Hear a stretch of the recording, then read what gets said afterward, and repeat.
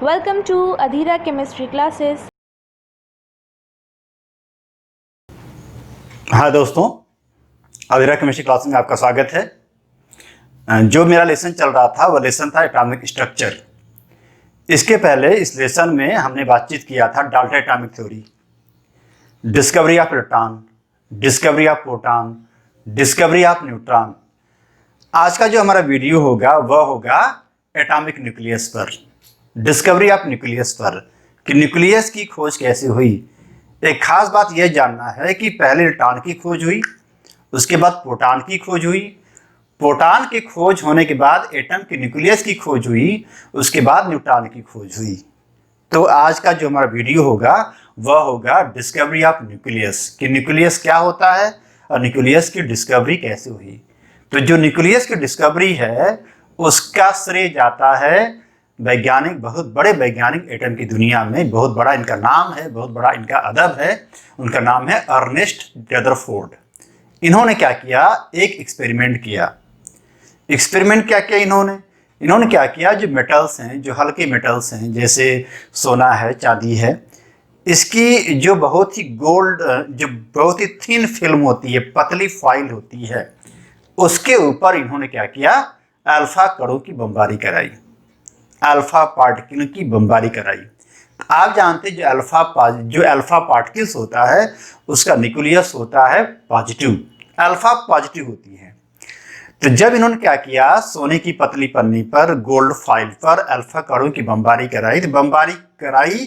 तो उन्होंने बमबारी कराने के लिए बमबारी का सोर्स लिया, अब बीच में एक स्लिट लिया जिससे अल्फा कण सीधे जाएं, और जो सोने की पन्नी थी, जो मेटल की फाइल थी, उसके ऊपर जब अटैक होता है, जब बम्बार्डिंग होती है, जब स्ट्राइक होता है, तो उसके अगल बगल इन्होंने क्या किया, फ्लोरोसेंट एक सीट लगा दिया। तो जब अल्फा कणों की बमबारी कराई गोल्ड फाइल पर, thin film of gold file पर, तो उन्होंने कुछ ऑब्जर्व किया।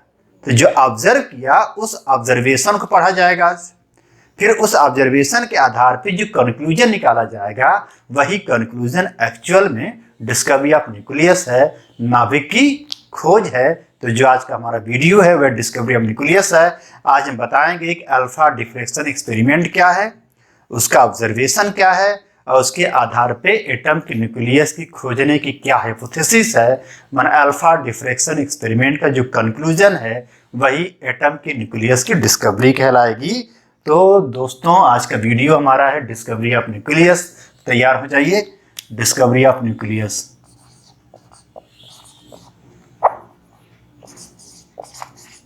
Discovery of nucleus, discovery of nucleus. इसी का एक और नाम है अल्फा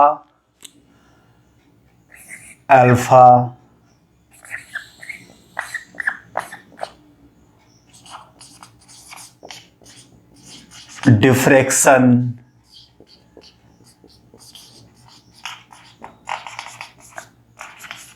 एक्सपेरिमेंट।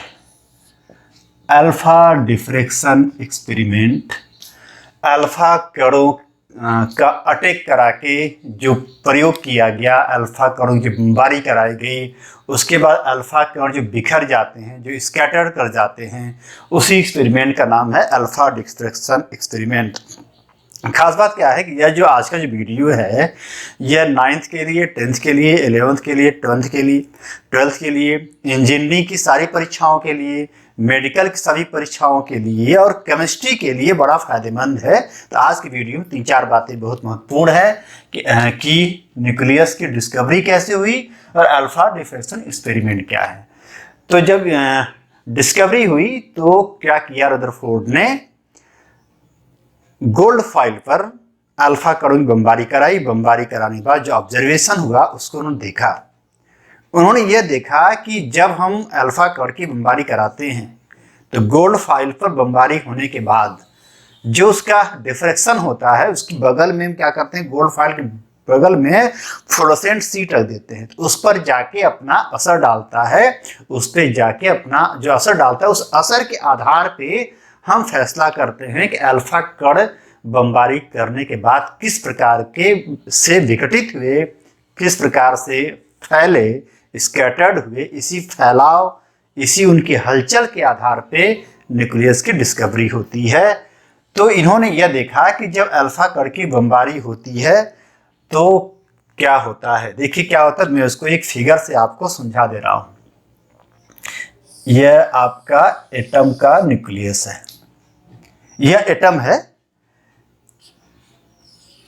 प्लस इलेक्ट्रॉन तो न्यूक्लियस के बाहर ही घूमते रहते हैं,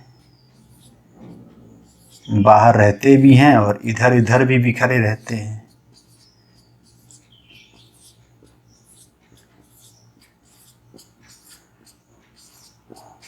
जब गोल्ड फाइल पे अटैक होता है तो क्या होता है, यह देखा गया कि जब अटैक होता है तो बहुत सारे अल्फा पार्टिकल सीधे निकल जाते हैं।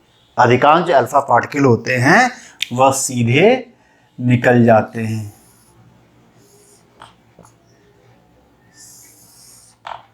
सीधे निकल जाते हैं। देखिए मैं इसको सीधे निकाल दे रहा हूं, थोड़ा सा मामला है इधर हो जा रहा है। बहुत सारे अल्फा पार्टिकल सीधे निकल जाते हैं। बहुत सारे ऐसे अल्फा पार्टिकल हैं जो जाते हैं तो कुछ एंगल पर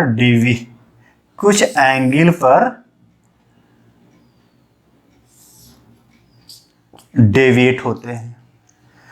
बहुत सारे अल्फा पार्टिकल हैं बहुत ज्यादा एंगल पर डेविएट होते हैं, और कुछ ऐसे अल्फा पार्टिकल हैं जो सीधे जा करके वापस चले आते हैं। कुछ ऐसे अल्फा पार्टिकल जो सीधे जा करके वापस चले आते हैं। अब देखिए इस आधार पे, अल्फा कणों की इस बमबारी के आधार पे जो ऑब्जर्वेशन हुआ उसमें क्या है, तो जब अल्फा कणों को thin film of gold file पे बमबार्ड कराया जाता है तो क्या होता है, तो उसका जो होता है जो ऑब्जर्वेशन, उसको मैं पहले समझा दे रहा हूं। पहला ऑब्जर्वेशन क्या है कि मोस्टली अल्फा पार्टिकल सीधे निकल जाते हैं, एकदम पार हो जाते हैं। दूसरा, कुछ अल्फा पार्टिकल जो होते हैं वे कुछ एंगल पर डेविएट हो जाते हैं।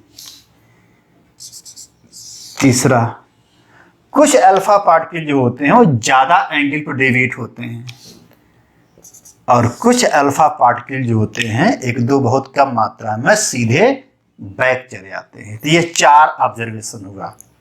अब इस ऑब्जर्वेशन के आधार पे हम निकालेंगे कंक्लूजन। क्या निकालेंगे? कंक्लूजन।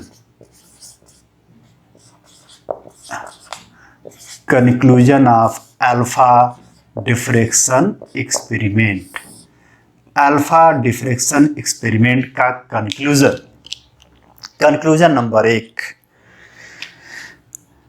कंक्लूजन नंबर 1, जब अधिकांश अल्फा पार्टिकल सीधे चले जाते हैं, इसका यह मतलब होता है कि जो एटम है, एटम का बहुत सारा हिस्सा क्या है? खोखला है, खाली है, उसमें कुछ है ही नहीं है। मतलब अल्फा पार्टिकल बाहर निकल गया। जब कुछ नहीं है तो कोई रोक ही नहीं पा रहा है, अल्फा पार्टिकल सीधे बाहर निकल गया।